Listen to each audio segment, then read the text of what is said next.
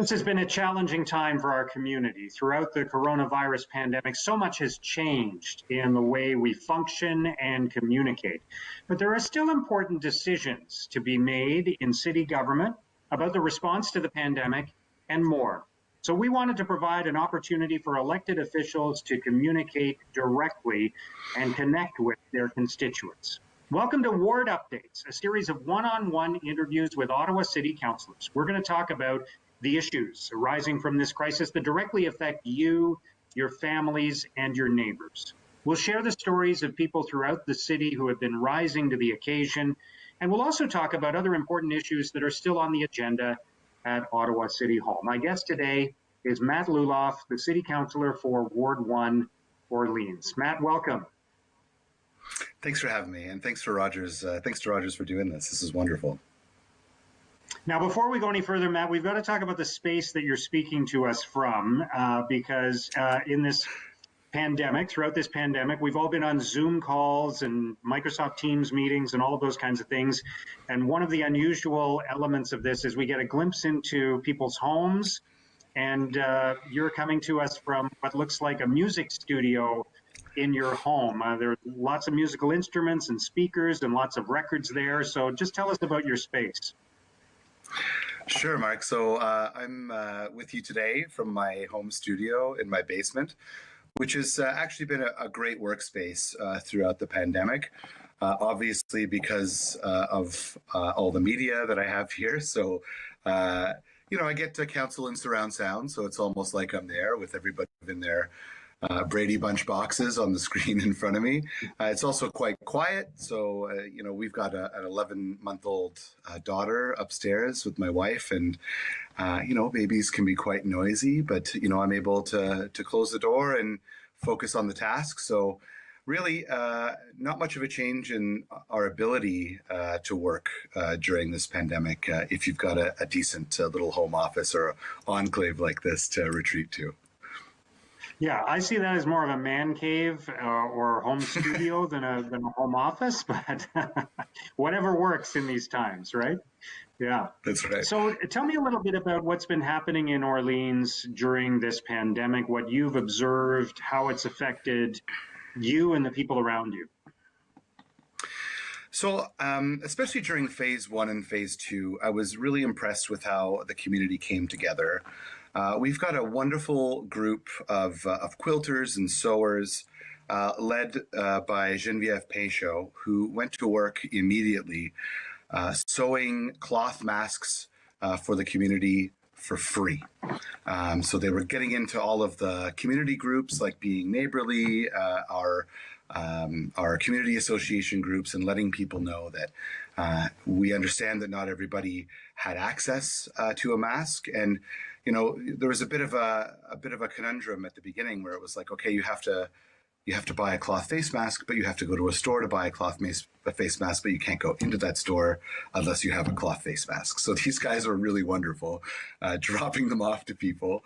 So seeing the community come together has been absolutely unbelievable. The way that a lot of our local businesses have kind of turned on a dime to the online world has really been mind-blowing. The mayor and I, once we got to phase 3, did a little bit of a tour of some of our local businesses. And, one of them is this game store, Kessel Run, which is in Centrum in Orleans. And so we went in to chat with him and we said, hey, listen, obviously this is a very tactile business. People are picking up, figurines to play Dungeons and Dragons, or picking up, chessboards and that sort of thing. How did you guys manage? And he said, we, hooked up with Shopify, went online, and because, there were people that were at home that were unable to work, people were looking for things to do, and there's only so much Netflix that you can binge. So their business is booming. And as soon as we got to a point where they could move to phase 3, they were running youth camps again. And so now not only do they have the one stream of online, but their shop is open again, and they've been able to resume some programming. Also, there's been some frustration with the lack of services, or the services that we had to shut down, and super glad to see that the city's super hard at work getting those open again. A lot of consternation about the public library and how we had to lock everything down. I'm the chair of the Ottawa Public Library, and very proud of the work that our staff has done to get moving again. We've got 22 of 33 branches offering services again, and 20 of them offering browsing services. So, the way things change in a pandemic like this, people are staying home a lot, so they notice things. So we've been able to ensure that we're providing really good services when it comes to service requests. So I check in with my team twice a day. We've got 4 great staff in my ward office, and we work hard every single day in the same way that we did before, serving the people of Orleans. What are some of the important things that you think people need to consider as we move into the next phase and more things open? And at the same time, there are going to be changes as the weather gets cooler. Patios won't be as open. Businesses will have to adapt again. So there are a number of different factors that are coming into play. What do you think we need to be thinking about? Well, we need to be extra careful. So with phase 1 and phase 2, we were able to flatten that COVID-19 curve relatively quickly and easily because we were staying home and we didn't have those interactions with each other. But now that we're in phase 3 of opening up our economy, we are engaging in riskier activity. And you're right, Mark, winter is coming, as they say on Game of Thrones, and patios are not going to be open in the same way that they are now. So we're going to be engaging in even more risky activity because we're going to be much closer together. Now you have an option to sit outside or to sit inside. It's not really going to be an option when it's, minus 10 or minus 20. So it's super important that we continue to follow Ottawa public health guidelines on the wearing of masks. And people need to realize that it's my mask that protects you and your mask that protects me. So, to go out and wear a mask with a group of people that are not wearing masks, you yourself are not protected. So it's really important that we're following those guidelines. What other messages do you think are important at this time as people go out and engage a little bit more? Some people are returning to workplaces and so on. Of course, schools are open again. And also, tell us about the testing centers in Orleans and the access to testing in your community. Sure. Obviously, the return to school is a really tough decision on a lot of families. The Ontario government has provided some options for online learning that might not be the right choice for every family, but this is a very personal choice for each family to make. I know that my nephew is going to be returning to school online only, but that's not an option for some families who that have children that are not of high school age or have to go into work themselves. So we totally understand, how difficult this is, and the need to have greater capacity for testing as we increase more risky behavior when it comes to the transmission of COVID-19.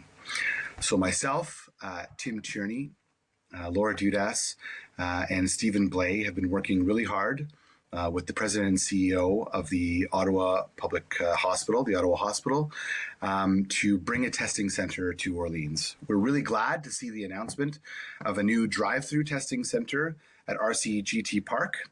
That's going to increase capacity and move some capacity towards the East End, but that's not here in Orleans or on this side of the Greenbelt. So we're going to continue to work with them to ensure that we have a semi-permanent testing site. We know that this pandemic is not going away anytime soon. And so we've been really working hard on that. We've identified, between half a dozen and a dozen sites that seem to be viable. They're in evaluation right now. And as the MPP has said, we are hoping to have a site locked down and announced by the fall. Matt, can you talk a little bit about what services are available to people? You mentioned public library branches. I know a lot of people are wondering about community centers, pools, that sort of thing. And it's not just kind of what's open, but what our practices should be, because I think everybody's sort of trying to strike the right balance between living as normal a life as possible and engaging in the community, but also not taking unnecessary risks. So, for example, how do you make a decision about whether to go swimming at a pool, even if it is open, because you don't want to necessarily expose yourself to risk and you don't want to contribute to a problem, but at the same time, you don't want to just stay in your house 24/7 either, right? So we do have some options, which is good. So our city parks, our baseball diamonds, our tennis courts are open. Tennis happens to be a sport that is very low risk because of how far apart you are. It's great for physical distancing and allows, for us to get some exercise. If you're looking to go for a swim right now, although today, as we record this, is probably not a great day for it, but Petrie Island is open. So lots of room there to physically distance if you want to get in the water. Bob McQuarrie, the pool has reopened, so you can reserve a swim online, obviously with reduced capacity to allow for physical distancing. So make sure you're paying attention to what's going on around you, as I know everyone does when they're being water safe anyway. The gym at Bob McQuarrie is open too with reduced capacity. At the Ray Friel complex, the pool will not reopen. The way that it's configured doesn't lend itself, to ensuring physical distancing at all times. However, the gym is open. We have an ice pad that is in use right now for hockey and figure skating. The Gloucester Skating Club has been able to use that ice pad. And the one second ice pad is to open soon. A third remains closed. When it comes to the library, as I mentioned, Cumberland branch is open to the public for browsing. 22 of 33 branches are open. And so in the East End, it's Cumberland and Blackburn. Cumberland has a much higher capacity. So if you're looking to go and browse the collection, Cumberland, we can accommodate 50 browsers. Blackburn, I believe the number is 17. So, if you kind of live in the middle, like in Chapel Hill, I would recommend you visiting the Cumberland branch. And our client services center at Centrum, we're taking a cautious approach to reopening the city admin buildings. So services right now are offered online at ottawa.ca. We've been able to accommodate certain extenuating circumstances and open for certain cases. But if you need assistance with that, just call my office at 613-580-2471. What do you think are some of the lasting implications of this crisis? Obviously, there's an impact on city finances, so we could talk a little bit about that and how we recover from that. But do you think it is going to change a lot about our city? Is it going to change the use of public transit permanently, for example? Is it going to change the number of people who go downtown and work there or choose to work at home instead? What do you think are some of the fundamental shifts that have occurred because of this? Yeah, these are definitely things that I worry about quite a bit, Mark. So we've seen some of our larger employers and some of our great entrepreneurs like Shopify say, if you're working from home now, consider working from home for the rest of your time with us or for the rest of your career. And they've been really good at enabling that kind of online work. There are some positives that come with working from home, though. Our local restaurants are getting more daytime business. As you can imagine, and, as I said during the campaign, I was working to create work hubs in Orleans so that people didn't have to commute downtown to attract more employment here. The good thing about the pandemic is that more people are staying home. It's very difficult to run a restaurant on one sitting a day, so just dinner. So now we're seeing people that are missing the sort of collaboration, making the choice to get together and grab lunch in our community. So that's one positive. The large hole in the city's budget. We're anticipating $192 million hole in our budget. Is mostly due to the shortfall in public transit, because you're right to point out that people have not needed to go downtown or to go across the city to get to work. I think that that is definitely a long-term implication. If people are changing their habits, their commuting habits, we're going to need to respond to that. And so these are all discussions that we'll be having at the council table and kind of behind the scenes, the way that I like to work, to try and sort this out. The two other orders of government have promised us about $124 million in transit funding and other funding to help us kind of close the gap on that bottom line that we're working with right now. Phase 2 of the provincial funding is going to be based on receipts, essentially. So the hard impact directly caused by COVID-19. But, you know, as somebody who likes to be fiscally responsible, I realize that there is only one taxpayer, and, you know, I will look for solutions that don't place that burden directly on our residents. How are you feeling about light rail in particular? Phase 2, of course, is the construction of Phase 2 is underway, but there have been so many issues with Phase 1, and now, as you just spoke about, I think there is a change in behavior that might result from the coronavirus crisis. One element of that is just that people may not travel as much from their homes. They may not go downtown to work or go to other places with the same frequency, but they may also be, even if they are traveling somewhere, reluctant to take public transit because of the risk of infection. So there's a lot to unpack there in that question, but how are you feeling about light rail generally and about Phase 2, which is bringing it to Orleans? So firstly, we got an update yesterday from Vera Etches, who let us know that there have been no outbreaks associated with the reopening of bars, patios, restaurants, or public transit. Yes, we have heard that there have been individuals that work for OC Transpo that have contracted the coronavirus, but there has been no indication that that has come from our ridership. So that's important to note. I've never minced words about my feelings on the efficiency of Phase 1 of the LRT. It's an important project, but it's one that has been incredibly frustrating. And one that a lot of us have felt very helpless about. Recently, there was a change in management at Rideau Transit Group and Rideau Transit Maintenance. And for the last, I believe, 3 weeks now, we have had 15 trains running on time with no major stoppages. That is a good story. But I understand that our ridership is very frustrated with what they went through and are very worried about what the winter looks like. It's tough to be stuck out on a platform at Blair Road, at 6:30 in the morning, not knowing when the next train is going to be coming. So this is something that we're going to be paying very close attention to.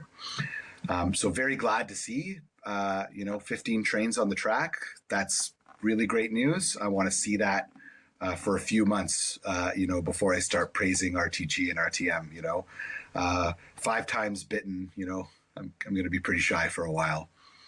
Work on Stage 2 LRT is progressing really well.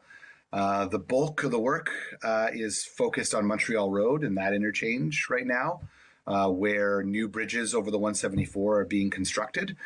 So most of the activity within our ward is still concentrated on utility relocation and culvert work, which is what you're seeing when you drive along the 174 at Champlain. A notice to residents is being mailed out, or has been mailed out with more details. So, if you live in the area, there'll be a dedicated number there for you to call if you have any questions. There's stormwater drainage work that's being undertaken at the Trim Park and Ride. It requires temporary closures of some small sections of the parking lot as the work progresses. Something that I get asked about a lot when it comes to stage two is the noise at night. So during the first few months of COVID-19, when the traffic levels were dropped, I encouraged the contractor to complete work that they were going to do at night during the day because there just wasn't the same sort of volume. So there was a noise exemption bylaw that was granted until September 30th. I demanded that there would be no tailgate slamming, no regular backup alarms. I wanted to hear broadband backup alarms, which is the one that sounds like a swoosh and kind of dissipates. It's very directional and doesn't, bounce around the neighborhood. Assume that residents have their windows open and are trying to sleep, especially during these cooler nights, and not to idle vehicles that are not in use. So I'm going to continue to make sure that these conditions are required for any exemptions to the bylaw. Do you have confidence that when phase two opens and brings light rail to Orleans, that it's going to be a properly functioning service, or is there a risk that the issues that we've seen with phase one could just be compounded by the additional track and the extended service? That's a great question. And we have a completely different contractor working on the tracks from Blair Road all the way out to Trim Road. Europa, Vinci, and Kiewit have been absolutely incredible. They have an internationally recognized reputation. We've been very pleased with the responses that they've given us to our questions and to the quality of work that we've seen. I've also received some comments from local experts and transit workers that have seen the work that they've been doing. They're incredibly impressed with the speed of which the flyover is being built at Blair Road, the widening and movement of the 174 to accommodate the train tracks in the middle, and just the general work ethic of the group that is building this. At this point in time, I do have confidence in their work, and I truly believe that the KEV portion of the line will be the most reliable. But as I said earlier, the proof's got to be in the pudding on this one, because before I was elected, I heard a lot of city councillors very excited about phase one, and look at the first couple of months of operation, right? Yeah, exactly. All right, let's talk a little more about traffic and traffic safety. A couple of things. Obviously, there have been some road calming measures that have been put in place throughout the city. There's a mentality that we need to slow cars down, and especially on residential roads, of course, and be more mindful of the risk. There also have been measures to, during the coronavirus crisis, open up roads to pedestrians and make more space for pedestrians and people on skateboards and bicycles and that sort of thing. What's your feeling about where we stand on all of that? Well, speeding is a major concern that residents share with me here in Orleans. Regrettably, there's always going to be drivers who refuse to comply with safe driving practices no matter what measures we put in their way. Police enforcement is the most effective tool for discouraging continuously aggressive drivers. The OPS continues to urge that residents submit traffic complaints so that they can assign their resources accordingly. They work on heat maps. So if they end up with 20 complaints in this area, and they've been patrolling over here, but they're not receiving complaints, they're able to move their resources to these hot spots. So it's important that they use the online reporting tool or call 236-1222 to make those complaints. So if anybody has any questions about how the OPS conducts enforcement here in Orleans, we've got a great community police officer, Mark LaRue.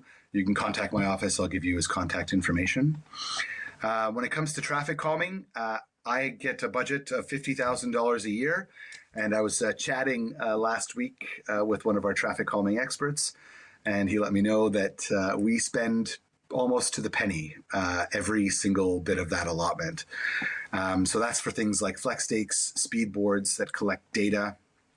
This is something that I take very seriously. We also have a second program for neighborhood traffic calming, which is like permanent traffic calming measures. So construction has started on Rue Amiens. MEA is used as a conduit for residents of Fallingbrook and Queenswood Heights to get to the 174. So to help with community safety, construction for permanent traffic calming measures has started.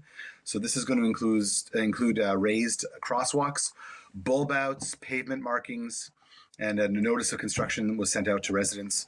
And we're hoping that this project will be completed in the spring of 2021. Bilberry is upcoming as well. So the City of Ottawa conducted a neighborhood traffic calming study along the entire length of Bilberry Drive between the dead end at Jeanne d'Arc Boulevard North and the East intersection. So due to concerns about speeding, pedestrian safety, and aggressive driving behavior, there's a park along there, Joe Jameson, a church, and St. Matt's High School. Best high school in Ottawa. Go Tigers. I went there. So the purpose of the neighborhood traffic calming study is to address community concerns related to traffic on existing streets. Yeah, I mean, we work really hard on this. It's something that we take very seriously. Yeah. 2 new traffic cameras in Orleans as well. One up on Innes Road, and another across from St. Francis of Assisi. So it's something that the chair of the Transit Commission, the Transportation Committee, and I, Tim Tierney, have been working on quite closely. All right, Matt, we only have a couple of minutes left, but there are still many important decisions that are happening at Ottawa City Hall, including around the ward boundaries. There are some big planning decisions that are being made as well. So how can people still continue to engage and stay in touch and know what's going on with all of this in this unusual time? Yeah, so there's quite a bit of engagement opportunities ongoing right now at Engage Ottawa. As you mentioned, the ward boundary review, which now has a 6th option that keeps Queenswood Heights and Fallingbrook in its entirety in the same ward, which is what I was advocating for. So very pleased to see that. Our energy evolution plan, our bike parking strategy, our stage 2 station naming. So we're naming all the stations. So I've got 4 of them in my ward under the current boundaries. So still lots of opportunity to engage. So they can reach out to me at matt.luloff@ottawa.ca. Or they can go visit the Engage Ottawa website and engage on all of these really incredible projects that we're working on. All right, Matt, I really appreciate you joining us today, and I know you're managing a lot from home, from your workspace there, especially with a young child at home. Like so many of us, it's been a challenging juggling act over the last 6 months or so. So I'm sure your residents will continue to engage with you through traditional and non-traditional ways, but we wanted to give you the opportunity to speak directly to them today. Thank you for your time. Thank you so much. Every day I'm thankful and humbled by the trust that was placed in me to be the councillor for Orleans. So even with our offices physically closed, we're available at matt.luloff@ottawa.ca or 580-2471. So thanks, Mark, for this opportunity, and thanks to the entire Rogers team. Matt Luloff from Ward 1, Orleans. Thank you for watching.